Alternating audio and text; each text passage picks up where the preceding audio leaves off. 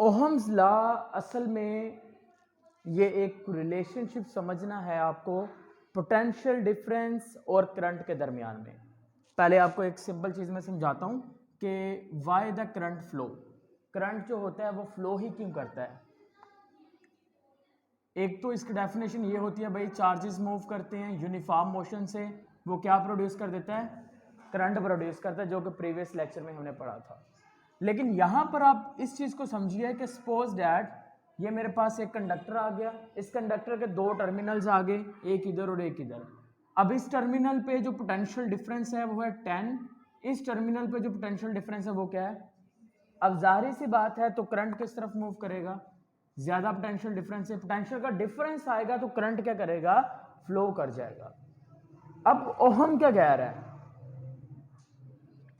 Ohm कह रहा था कि अगर किसी कंडक्टर के दोनों टर्मिनल्स के दरमियान जो पोटेंशियल डिफरेंस है वो अगर हम चेंज करें तो उसके अंदर जो करंट है वो भी उतना ही चेंज हो पोटेंशियल डिफरेंस के हिसाब से। यानी कि अगर दो टर्मिनल्स के दरमियान यहां पर देखिए पोटेंशियल डिफरेंस कितना है, 10। तो ओहम कह रहा था कि अगर दो टर्मिनल्स के दरमियान, फर्ज करें अगर दो टर्मिनल्स के दरमियान पोटेंशियल डिफरेंस है 10 वोल्ट, और फर्ज कर लें इसमें से करंट गुजर रहा है 2 एम्पियर। कितना एम्पियर, 2 एम्पियर करंट गुजरता है। अगर फर्ज करें अगर दो टर्मिनल्स के दरमियान जो पोटेंशियल डिफरेंस है वो 10 वोल्ट है तो उसमें कितना करंट गुजर है। तो अगर आप इस पोटेंशियल डिफरेंस को डबल कर देते हैं 20, तो करंट भी क्या होना चाहिए, डबल होना चाहिए। That is the Ohm's law. लेकिन छोटी सी प्रॉब्लम है, प्रॉब्लम यह है कि जब भी हम कंडक्टर की बात करते हैं भाई, कंडक्टर में तो फ्री इलेक्ट्रॉन्स ही बहुत ज्यादा होते हैं, और अगर कंडक्टर में फ्री इलेक्ट्रॉन ज्यादा हैं तो टेम्परेचर थोड़ा सा भी इन्वायरमेंट का चेंज हुआ तो कंडक्टर की काइनेटिक एनर्जी यानी कि इलेक्ट्रॉन्स की काइनेटिक एनर्जी बहुत बढ़ जाएगी, और इलेक्ट्रॉन की काइनेटिक एनर्जी बढ़ गई तो क्या होगा बेटा, करंट तेजी से पास होना शुरू हो जाएगा, जो कंडक्टर होगा, जो वायर होगी वो गर्म हो जाएगी। तो फिर तो वो ओहम के लॉ को फॉलो नहीं करेगा। ओहम का लॉ तो ये कह रहा है कि आपके पास अगर कोई ऐसा कंडक्टर है जिसमें देखें अगर हम पोटेंशियल डिफरेंस को डबल करते हैं तो करंट भी डबल हो रहा है। ऐसा नहीं है कि करंट थोड़ा सा बढ़ गया लेकिन ज्यादा नहीं हुआ, करंट भी उसी हिसाब से बढ़ा है। यानी कि अगर 10 था तो 2 था, 20 है तो कितना हो गया, 4 हो गया। That is Ohm's law. लेकिन ओहम्स लॉ की एक कंडीशन है, उसकी कंडीशन है कि बेटा जो फिजिकल पैरामीटर्स होते हैं वो कांस्टेंट रहने चाहिए, फिजिकल कंडीशंस चेंज ना हो। जो टेम्परेचर है, खास तौर पर टेम्परेचर और प्रेशर क्या रहना चाहिए, कांस्टेंट रहेगा, तो ही जो ओहम्स का लॉ है वो अप्लाई कर सकते हैं। यानी कि आप इसको पहले लिख लें, टेम्परेचर, पहला पॉइंट आप उसकी कंडीशंस लिख लें, temperature, pressure and other physical conditions should be constant. क्या होनी चाहिए, कांस्टेंट होनी चाहिए, चेंज ना हो। फिर ही आप कह सकोगे कि potential difference is directly proportional to potential difference between two terminals. Potential difference between two terminals is directly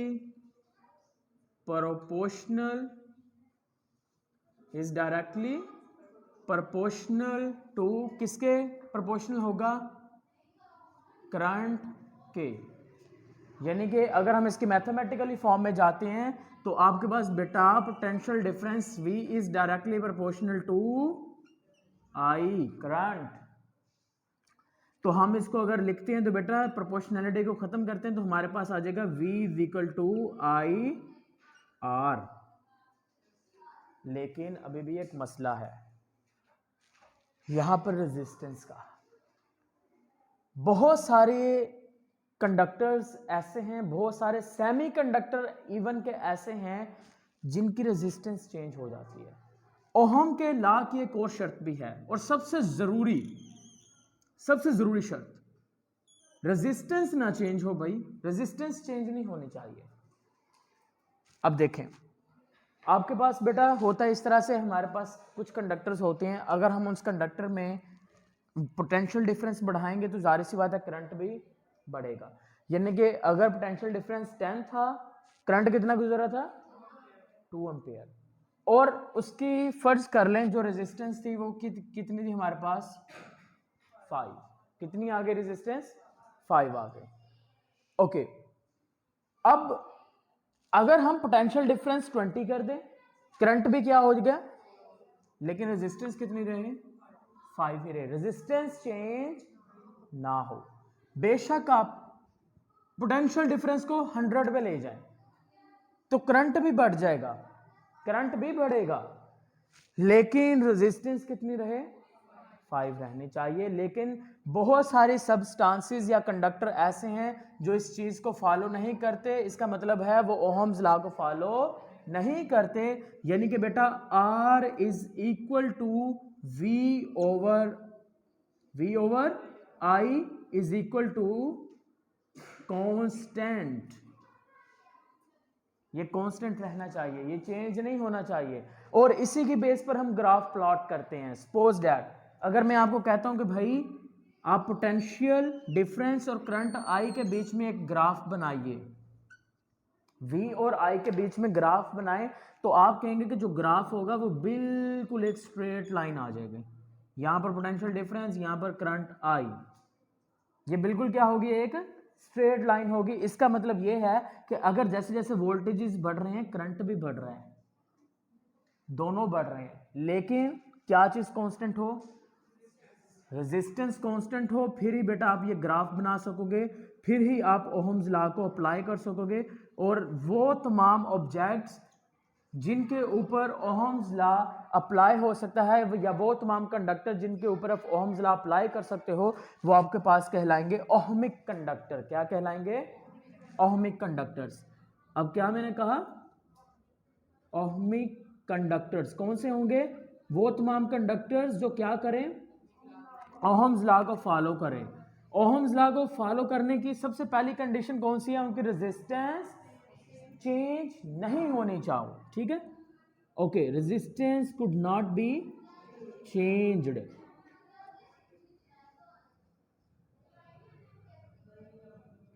अब बेटा सोचने की बात यह है कि जो नॉन ओहमिक कंडक्टर है उनमें रेजिस्टेंस चेंज कैसे होती है और वो क्या मैकेनिज्म होता है। Non ohmic conductor, non ohmic conductor की जो रेजिस्टेंस होगी वो क्या हो जाएगी, चेंज, रेजिस्टेंस क्या हो जाएगी, चेंज हो जाएगी। यानी कि स्टार्टिंग पे चेंज नहीं होगी, लेकिन जैसे जैसे करंट पास होता जाएगा उसकी रेजिस्टेंस चेंज होती जाएगी। इधर देखें जरा, ये मैं एक ग्राफ बना लेता हूं, नॉन ओहमिक कंडक्टर। बेटा नॉन ओहमिक कंडक्टर में हम एक एग्जांपल लेते हैं, टंगस्टन फिलामेंट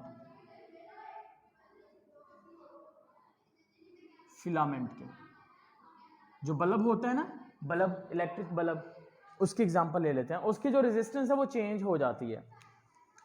स्टार्ट पे देखें, स्टार्ट पे उसकी रेजिस्टेंस चेंज नहीं हो रही, तो जो ग्राफ है वो बिल्कुल क्या जा रहा है, सीधा जा रहा है।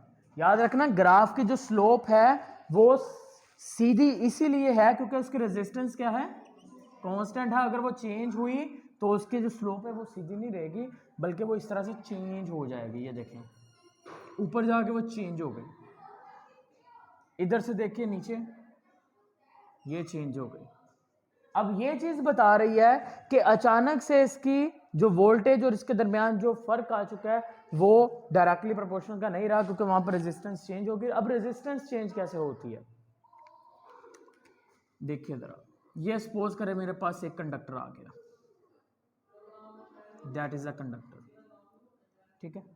अब इस कंडक्टर की ना, हर एक कंडक्टर की एक ना बैरियर डिफरेंस होता है, barrier potential difference, barrier potential difference होता है। अब बैरियर पोटेंशियल डिफरेंस का मतलब कि वो एक खास हद तक उसके टर्मिनल्स के दरमियान आप प्रेशर पोटेंशियल डिफरेंस अप्लाई कर सकते हो, उससे ज्यादा नहीं करना चाहिए। अब इसका फर्ज करें जो पोटेंशियल डिफरेंस था, जो बैरियर डिफरेंस था वो था 10 वोल्ट्स, लेकिन आपने क्या किया भाई, आपने इसके बैरियर डिफरेंस, जो बैरियर पोटेंशियल डिफरेंस है, बैरियर पोटेंशियल डिफरेंस का मतलब उसके दोनों टर्मिनल्स के दरमियान पोटेंशियल का डिफरेंस, दोनों टर्मिनल्स के दरमियान सपोज करें पोटेंशियल का जो डिफरेंस था, यहाँ पर 0 था, यहाँ पर 10 था, तो कितना डिफरेंस आ गया 10 वोल्ट्स, यानी डेल वी 10 वोल्ट्स था आपके पास, यही इसका बैरियर भी था। लेकिन आपने क्या किया, आपने भाई इनके दोनों टर्मिनल्स के दरमियान जो पोटेंशियल डिफरेंस है वो बढ़ा दिया। कैसे बढ़ा दिया, आपने यहां पर भाई 20 वोल्ट्स कर दिया। अब 20 वोल्ट्स करने से क्या खुमियाजा भुगतना पड़ेगा आपको, जैसे ही पोटेंशियल डिफरेंस बढ़ेगा, पोटेंशियल डिफरेंस के बढ़ने से नो डाउट क्या चीज बढ़ेगी, करंट बढ़ेगा, करंट बढ़ जाएगा। लेकिन जैसे ही बेटा जो करंट है वो स्पीड से मूव करता जाएगा, इस तरह से करंट ऐसे स्पीड से मूव करता जाएगा, लेकिन जैसे ही करंट स्पीड से मूव करेगा उससे बेटा क्या होगा, हीटिंग इफेक्ट यहां पर आ जाएगा, यहां पर बेटा वाइब्रेशंस आ जाएंगी एटम्स की, इलेक्ट्रॉन्स की, टेम्परेचर बढ़ेगा, हीटिंग इफेक्ट बढ़ेगा। तो हमने कहा था हीटिंग इफेक्ट क्या होता है जी, टेम्परेचर, क्या होता है टेम्परेचर, और टेम्परेचर बढ़ेगा तो वाइब्रेशंस ऑटोमेटिकली बढ़ जाएंगी, और जब वाइब्रेशंस बढ़ेंगी तो क्या होगा, रेजिस्टेंस बढ़ेगी कि नहीं, रेजिस्टेंस भी बढ़ जाएगी। तो याद रखना जो नॉन ओहमिक कंडक्टर होंगे उनकी रेजिस्टेंस हमेशा चेंज हो जाएगी, बेशक स्टार्टिंग पे सेम रहे लेकिन बाद में चेंज हो जानी है। और जितने भी ओहमिक कंडक्टर हैं वो ओहम्स के लॉ को फॉलो करेंगे और उनकी जो रेजिस्टेंस है उसकी वैल्यू कभी भी चेंज नहीं होगी, वो आपके पास बेटा हमेशा सीधी ही रहेगी और उसकी जो रेजिस्टेंस है वो भी चेंज नहीं होने वाली। Is that clear? तो ये वो सारी चीजें हैं, और ये बेटा स्केलर फॉर्म है, it is a scalar form of Ohm's law. अब ओहम लॉ की हम बात कर लेते हैं वेक्टर फॉर्म की।